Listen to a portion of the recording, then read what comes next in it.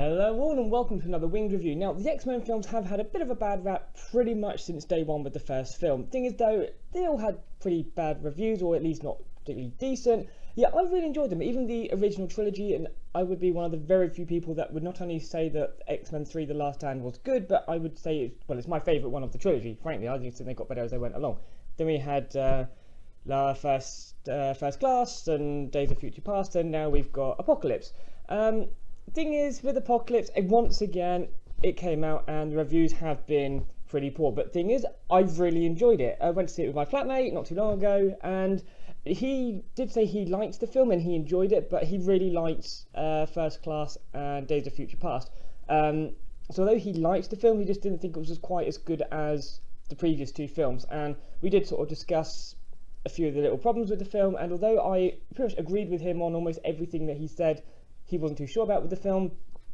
The issues he had just didn't bother me as much as it bothered him. So we both enjoyed it. It was a good film despite the poor reviews. So that's the basic review of it. But just to go into a little bit more detail, of course, being Apocalypse, it is about Apocalypse, and it's, although I've never read an X-Men comic, all the info I get from the X-Men franchise is just from either the films, the TV program back in the day, Legends games, or just things that I just happen to have read as I'm just doing a bit of research just out of curiosity. So I may get a few things wrong, so if I do, then by all means let me know. Just, good to find out new stuff. But with the original tale of Apocalypse being the 12, that is what I was really... what did I do a review of? I did a review of something and I said that a review of the 12 would be really good, and lo and behold, now we've got one. But I really liked X-Men Legends 2 on the GameCube. It was on other things. I did a 1 versus 2 for the two X-Men Legends games. I'll put a link up to that, what the hell. And X-Men Legends 2 is Apocalypse, and it is loosely based around the 12, only there's only 4 of them. I think with the original there were 12 people and they all represented something.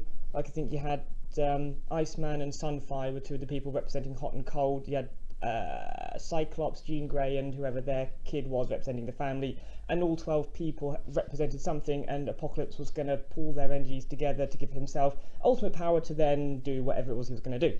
That's as far as my understanding. X-Men Legends 2, the game, simpled it down a little bit and changed things, but with the film, there's none of that. Apocalypse, the film actually started, God knows how many years ago, and there's like a ritual he can do where they can transfer his consciousness into another body, and if that person is a mutant, then he will also get their powers, but any powers he's got along the way come with him as well, somehow. I don't think it's one of the things, you just got to roll with it, really. And that's how he's managed to build up so many strong powers over the years. He gets sealed away, wakes up present day, and he decides that he's going to destroy everything. And it was really good. One of the things that we did say was a little bit, my flatmate and I, a bit iffy, was, I can't remember the girl's name, Sansa Stark in Game of Thrones, being cast as young Jean Grey, and she might as well have been Sansa Stark. She just had the same expression all the way through, the same as she did as being Sansa, and she didn't really do a bad job, but I do reckon that the only reason they cast her was because of her being in Game of Thrones and all that. And yeah, she did okay, but there must have been other people that they could have hired that would have done a better job. But she didn't ruin it, not at all, but she certainly didn't help it. They had a few other good... I love Nightcrawler, he's my favourite, he was in it.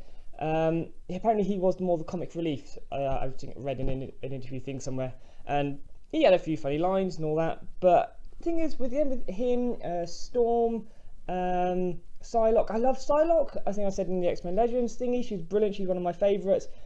They didn't really do much with them. It just seemed to be focusing on the main set of characters that we've been focusing on the entire time, and everybody else is sort of there, they pop in and out, and then they just sort of all come together for the big finale fight scene, and then that's kind of it. It's a shame that they didn't do much, particularly with Nightcrawler, considering, they did have a little section where it was just them running around doing stuff, so they had their moments, but it just never seemed like enough to... It all just seemed a bit... ultimately, they were just there for that final bit, really. So it was a little bit of a... Not so much a letdown, but it would have been nice if they'd have just been used a little bit more and been a bit more central to the actual what was going on. Although I think Storm and all that became one of Apocalypse's horsemen, which I don't think she was at any point at all. You had Archangel came there, and it it was really nice to have some of the little characters have a little bit more. Miss Storm again didn't really do much, even though she was one of Apocalypse's horsemen. Again, she never really do a whole lot throughout the film. So I mean, special effects were amazing. I mean, there were a few points where you could tell it would have been a blue screen effects, but you couldn't actually go, oh look, there's a blue screen. It was really, really well done, all the effects, and there were some brilliant lines and stages and all that sort of thing that really got the sort of sucked into the film. It was about 2 hours long. We didn't stay for the post-credit bit. Apparently one of my mates saw it and he said it's not worth hanging around for, so we didn't. But from what I've read of what it actually is, I think some guy comes up, takes some blood, and it's got Essex Corp in it, which I would not have known what that was. Apparently it's to do with Nathaniel Essex, Mr. Sinister, so he's probably going to be in it at some point or other. What's the film? Benedict Cumberbatch, I'm sure he's been cast. Is it Suicide Squad or something like that? So I don't know if it's a tie for that or a future X-Men film or something like that. But the overall the film was, I thoroughly enjoyed it. It was very good. I'd say it was on par with the previous ones. A few little niggles. So there was a few surprises as well. Oh, they did the good old Quicksilver running scene. They did like they did in Days of Future Past, where they're in the kitchen. They did another one in this, but it's better. If it wasn't, I think it's one of those things, because it's the second time they've done it, the novelty's not so much worn off, but it's just one of those things where I say, oh, they did that in the first film. But with the situation and what he does, it's so much more awesome. It was brilliant, so cleverly done, absolutely amazing, brilliant scene.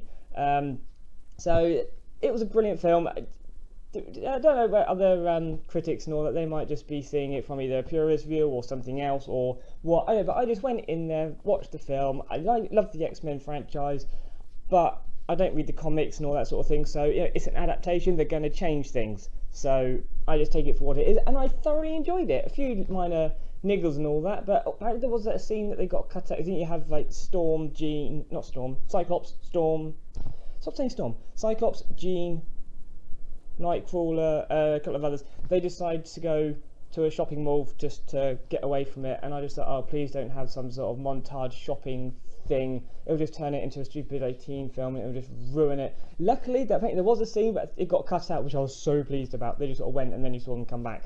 So, bonus points for that. That's about it, really. Great film, thoroughly enjoyed it. So, if you're going to give it a watch, if you see the other reviews and they moan about it, then just pinch your salt, have a look, make your own mind up. I mean, hopefully they'll do more. Certainly with some of the stuff that they brought up in towards the end of the film, it looks like there might be. So I'm thoroughly looking forward to the next ones and thoroughly enjoyed the film. See you next time.